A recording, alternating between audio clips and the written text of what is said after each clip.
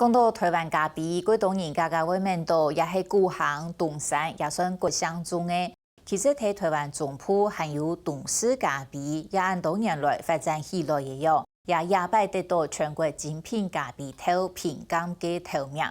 董氏出产水果嘅有名，咖啡也有特别的水果香味。喺董氏也是有一只，是在讲喺台湾千百片嘅咖啡sản銷班。現在伊能改變，也想係後生嘅為家鄉種咖啡，看到係山上發展嘅新希望。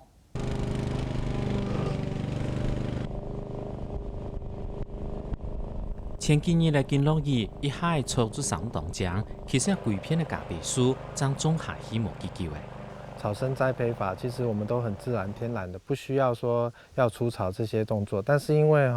我們現在因為結合我們的民宿，然後做了一些想要讓我們來這邊的遊客做一些體驗，所以我們現在這些咖啡樹，你看都是剛新種下去的。68年次劉正斌學嘅係外文，本單到台中市區上班，屋下一搭梯，本單要種到咖啡樹。前幾年呢，佢嘅民宿景觀越來越強，佢建擺變了轉到成行，最有無窮樣嘅感覺。約2年決定變得投入轉到董事。主要是做眼鏡的業務，做了蠻多年的。後來因為現在大環境的關係，然後我有下定了決心，就是想要回鄉來就是努力，因為最主要是讓我看到了一個希望。有多人喺度讀書落實，必到完成夢想，佢一套三項屋卡，簽到做得永續經營的人生目標，尤其係種咖啡。我回來之後發現，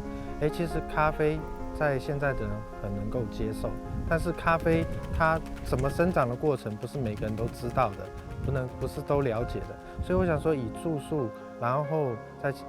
讓大家知道咖啡，來做一個體驗，讓人家了解它的過程。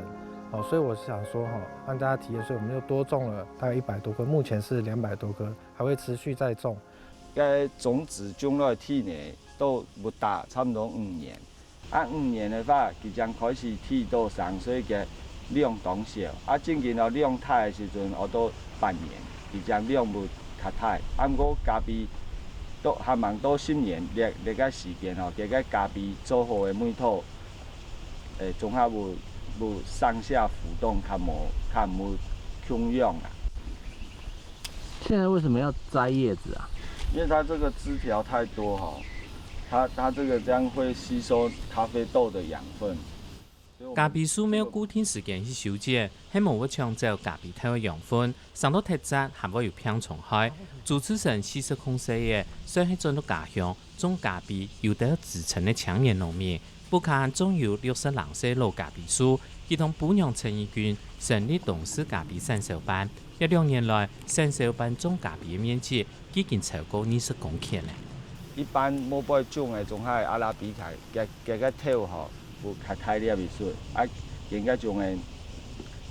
較變態啦，樹較變態啦，像我哋種嘅坡旁佢樹態較慢，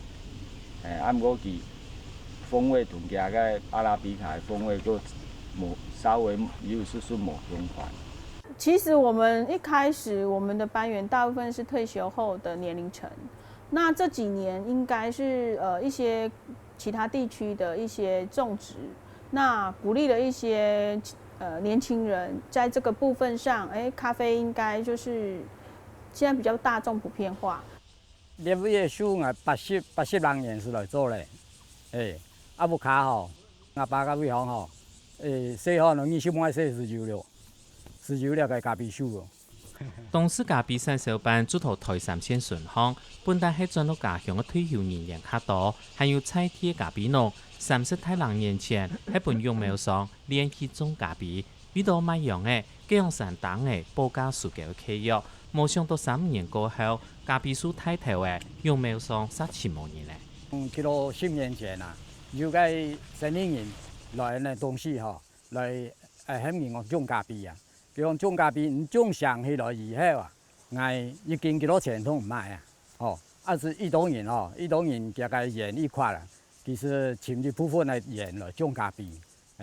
結果等到嘅咖啡種上咧，採收咧，等某個森林人黃牛了。日曬豆呢，它是果皮都沒有去掉，就直接曝在阳光下曝晒。这个晒呢，经过反复的晒以后，到它的含的水分呢，在10到12之间。东势咖啡农单单都係好食咖啡，也係有研究嘅，像高原量同流血率，都係想要試一杯台灣種出來嘅好咖啡，結果自家去種，得到台灣國際咖啡豆評鑑嘅鐵等獎。流血率本來喺度美國做事，經用風炮過後轉來，變做專業咖啡農民。海嘯就突然沒訂單，然後呢，打包就回來台灣了。回到台灣呢，不知道幹什麼。有一天突然我女兒告訴我，老爸，我帶你去，你很喜歡咖啡，我帶你去，帶你去飲咖啡啦。阿姨飲咖啡飲了都沒有，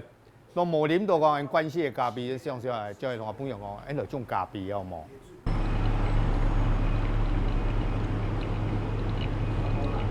東勢本單最高自治鄉，一個南玉城拿來種咖啡，口感有特殊嘅高香味，有固定一群精神人來買。喺講較北偏地位，咖啡農本來做行較山嘅，新北市也沒有習慣，想用高速散手般的方式來種咖啡，使到東勢學經驗。